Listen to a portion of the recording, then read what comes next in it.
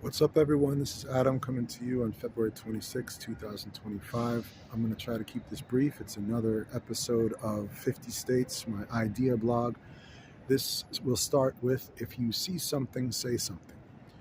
I see that in 2025, climate scientists for many, many years now have been screaming F around, F find out, FAFO. And what's 90% of the world doing? F it. F around.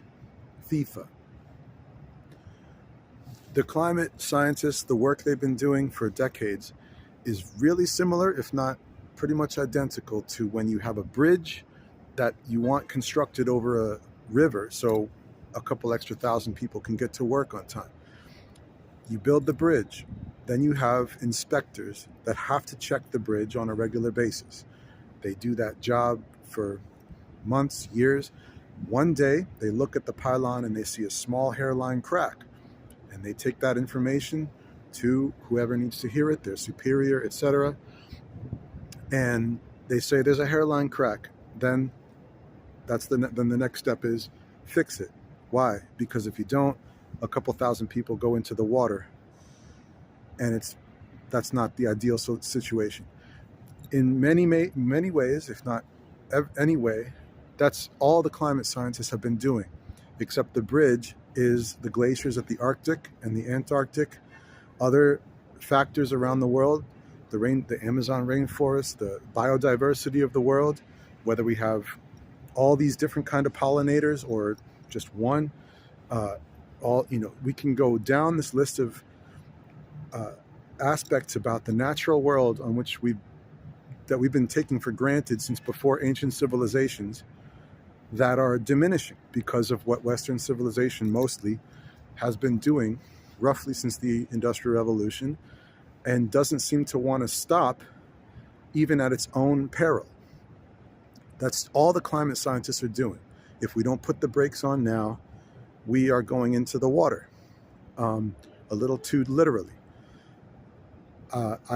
If you see something, say something. In right before the election in 2024 in America, I'm pretty sure I heard Anthony Guterres from the UN say there's still a window of time, although it's barely perceptible.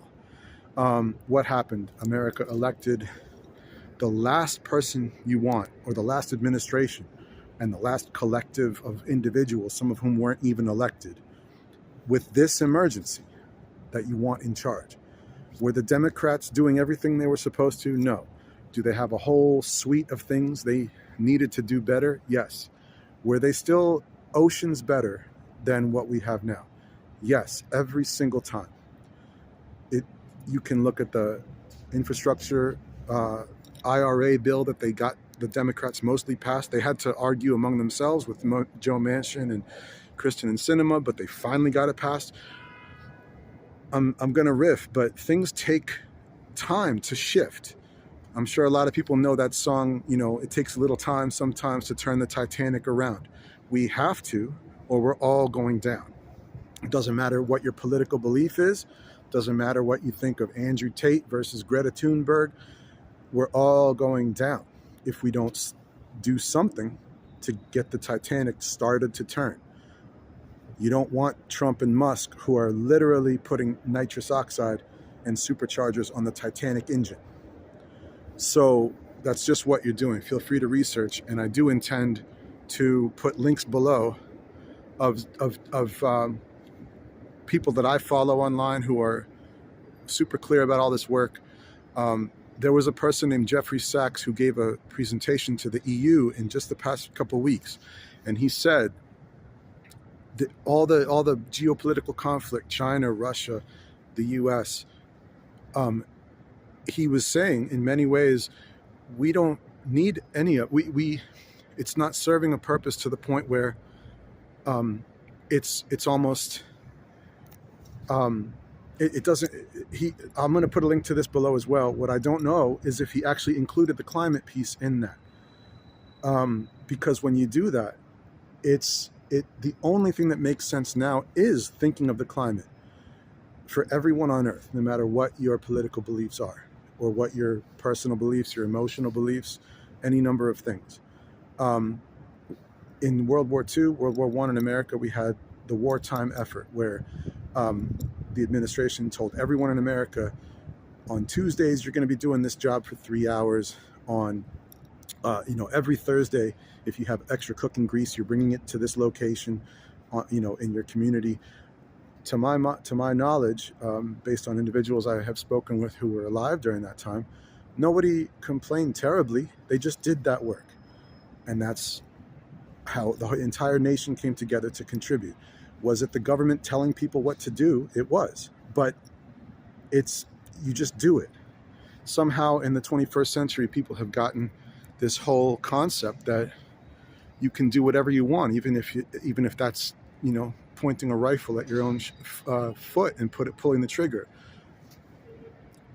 On some level, climate scientists have been saying that we need this kind of leadership, and we've needed it already to make the kind of dents we need in the climate crisis, and mitigating efforts and preparing for what it will mean for all of our lives, whether it's moving away from coasts, stopping certain pollution now so that we have food in the future, minimizing jet flights, minimizing hamburger and factory livestock consumption, all these aspects. I'm just going to say now, I envision a world where everyone on Earth chips into that kind of approach, just like everyone in America chipped in during World War II. Not only does that bring people together in the same moment, but it keeps the future safer for all of us.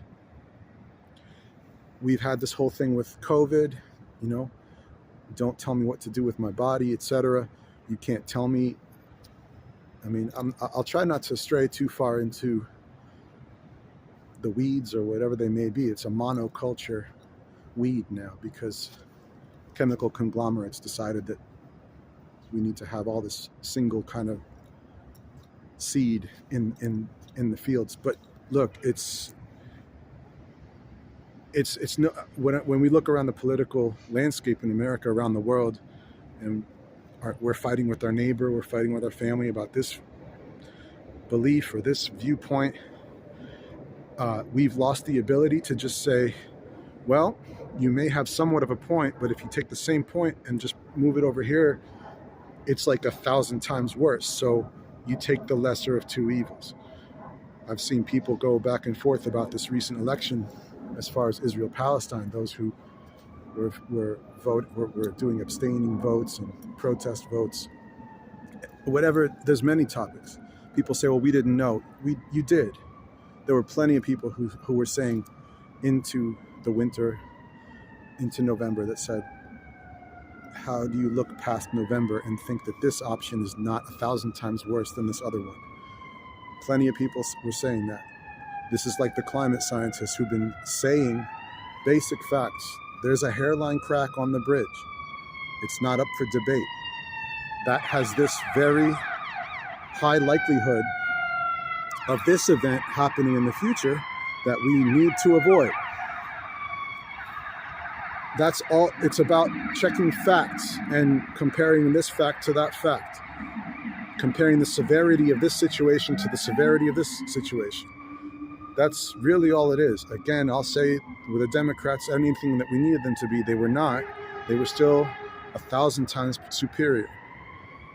Just look at what's taking place. It's only the first month or two, and look at the damage already being done. That damage wouldn't have gotten done. Plus, if you at least you have the mindset that can get the IRA kind of work passed, that's superior. Is it enough? No. It's superior, yes. We can't keep contributing to a future for everyone on Earth, no matter what you think, what you believe, what you want, what you dream of. That's inferior for everyone. So I'm putting this out because I am really concerned about the climate as top of mind, because it really just does affect everyone in Palestine, in Israel, in all over America, all over the world. It affects global supply chains, whether we have food in the future. If we all trim down the number of jet flights we take and hamburgers we eat, that will improve the chances of enough food for everyone moving forward.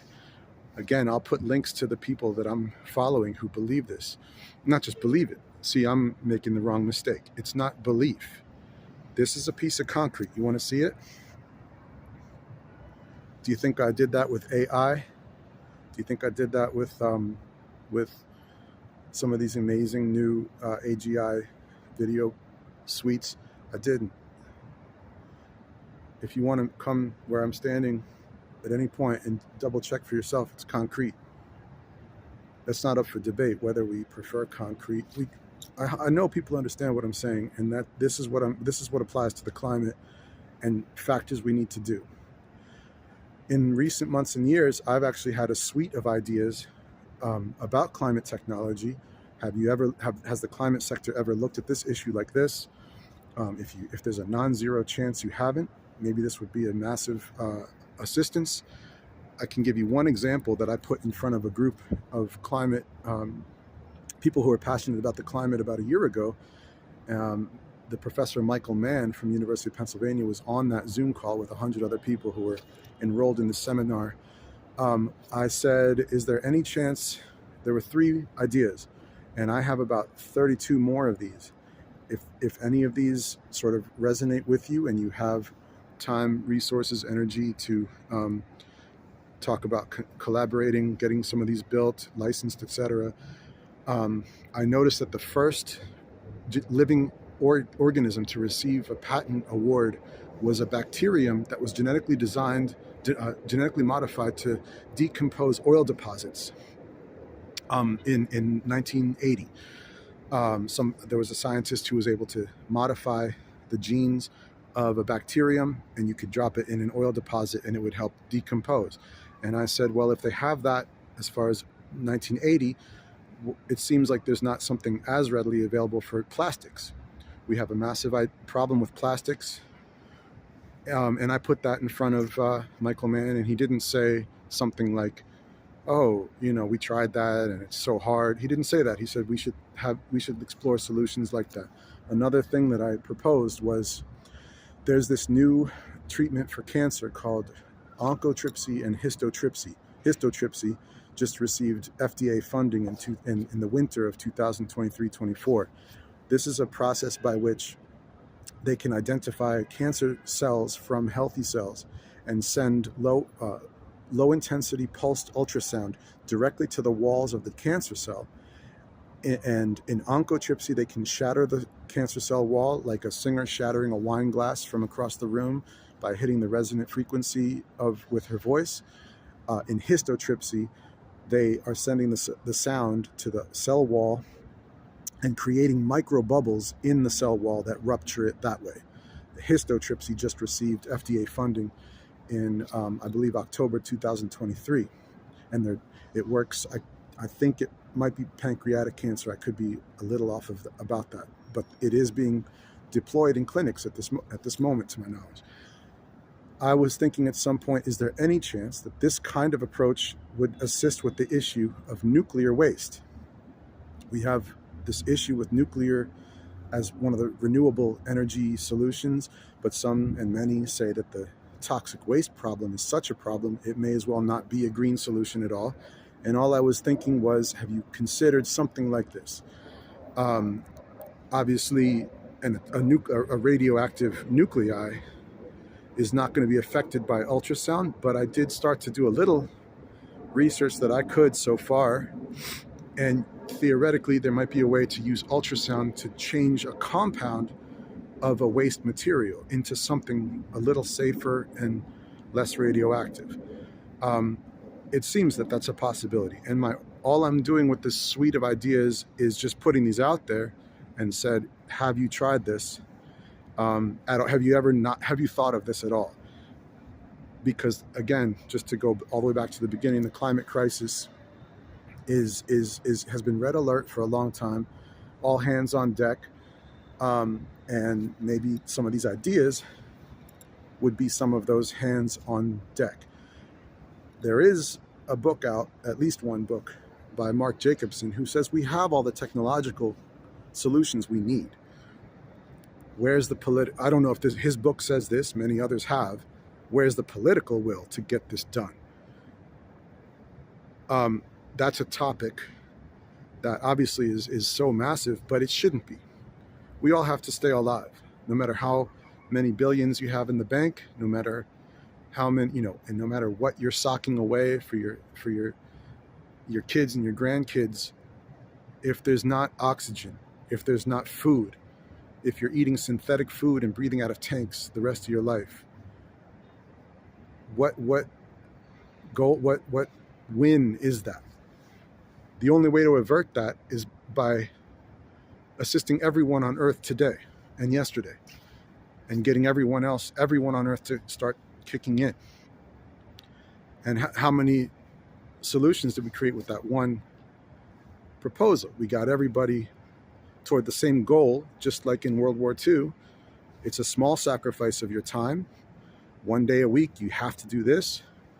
On Thursdays, you have to do this. And everyone is focused on the same goal. And we were successful. If you see something, say something. These are things I've seen. If you have concepts about supporting some of these other ideas I have, some of these have to do with energy creation, energy storage, treating the issue of microplastics, treating nuclear waste, plastic waste, even pests. There might be an issue with pest proliferation as the global temperatures change. Now that I'm going on this, I thought of one more I'd love to put down. There was a innovative project at University of Massachusetts, Amherst, where they were doing a project and an experiment, and they left it running by accident one night. They found out that they could draw electricity from the humidity in the air. It's just a box with nano cavities in it. It just sits on the shelf, and just the humidity in the air, the droplets of humidity get trapped in the nano cavities, and you can pull electricity out of that enough to power a light bulb. I saw that and I was so inspired. I personally get really excited about projects like that. I sort of, a light bulb went off with me when it said this was actually accidental. This gets into another topic, and I realize I'm bouncing, but you have to support science and research so that opportunities like this take place. You keep science funded, you keep research funded, you keep it staffed, you keep people's salaries coming in so that things like this can take place. Sometimes things happen accidentally that move the whole culture forward. Look what Trump and Musk have decided to do, and the circle of their community. So this took place accidentally. Now we can just have this sitting in a room, and droplets of humidity can power a light bulb. You don't have to plug it in. There's nothing on the grid. This was more than a year ago. One question I had, this is another one in my suite of concepts. I'd be surprised if they have not. This is part of this journey I've been on with these ideas.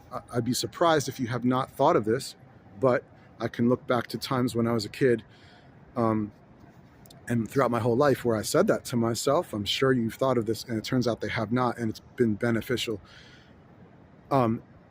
If you have not considered that you could put a fan on this project, there are wet bulb temperature situations on the horizon, and they've already been hitting places around the world.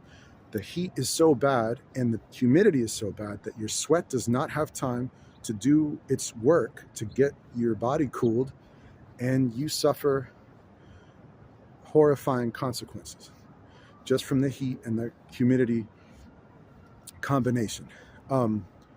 If you had this project and it's sitting in your room, maybe it would draw down some of the humidity, it would power a fan, and you don't have to have an air conditioner at all if it's scaled properly.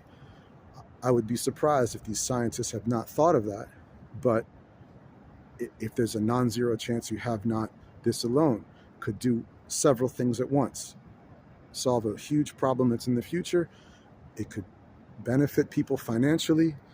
These kinds of concepts need to be invested. It takes resources and time to get these ideas researched, developed, and deployed. I can digress another time and say, if I was a certain individual who, for some ridiculous random reason, is occupying space in the White House and decision-making capabilities at this moment in February 25, and he has $44 billion to spend on Twitter to eradicate some of its good aspects and amplify trolls and Nazis and anti-climate voices. How does he not take? And the other piece of this is that he was the Time Magazine Person of the Year in 2021 for the climate. If it wasn't for him, we wouldn't have electric cars, batteries. He did, he took the patents. He made the patents available for his technology. He's the savior of the planet. Then why would he spend $44 billion on Twitter, eradicate the aspects that it offered to share critical information, as I've been describing for 20 minutes, amplify hatred and shutting down climate scientists, censoring people who disagree with him, not identify 44 projects or problems that could use $1 billion? If I was the climate scientist, the climate person of the year 4 years ago, but I can't figure out how to take $1 billion and send them to 44 actual problems. 40 pick 10 of the kind of climate projects that really could use scaling, perhaps like the one I just mentioned. There's many others that have been available for a long time, and divert $1 billion to each of those. Why wouldn't a climate genius have that as top of mind?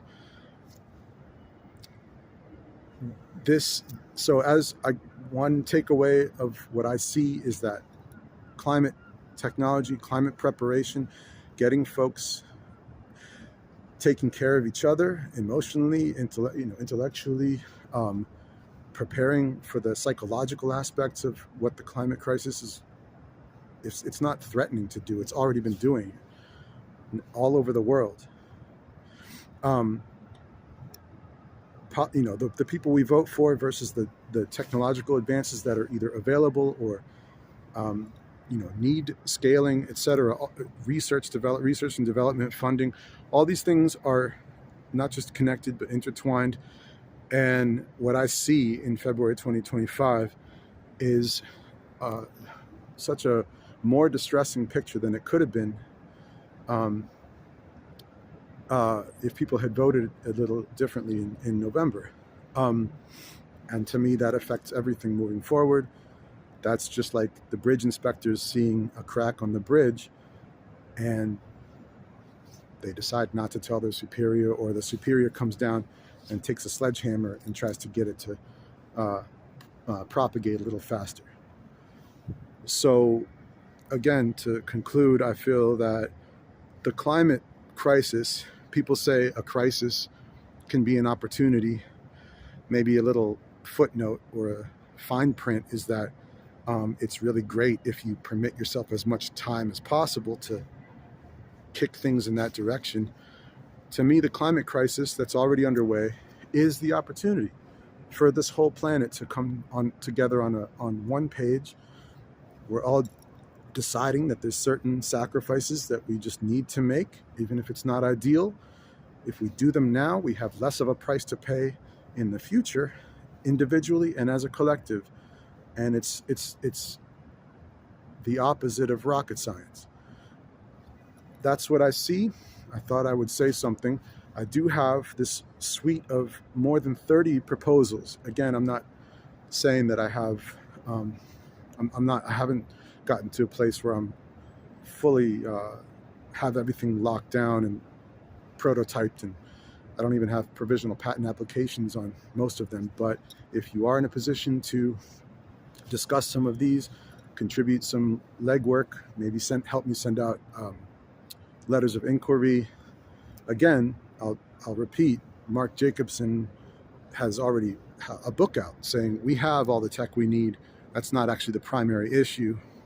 However, perhaps there's a few things on my desktop that would still be of value. I'll conclude by saying I have 5 more in the area of medicine and biomedical engineering. I have other ideas in other areas as well. If you're interested in discussing some of these, please let me know. But again, this issue of the climate crisis and the opportunity it affords everyone on Earth, I had to make a video to say something. Thank you all so much for listening. Peace, love, and blessings in 2025.